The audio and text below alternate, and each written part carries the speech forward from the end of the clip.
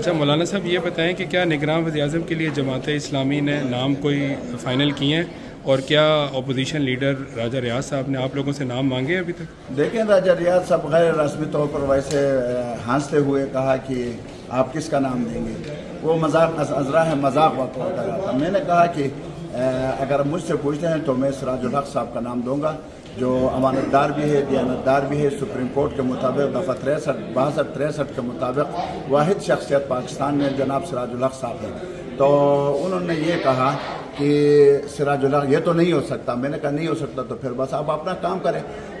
پھر یہ ہے کہ دیکھیں، یہ اپوزیشن لیڈر یہ تو برائے نام ہے، اور یہ اپنے آپ کو صرف پریس میں اور میڈیا میں ان کرنے کے لیے یہ بات، ورنہ ان سے پوچھتا کون ہے؟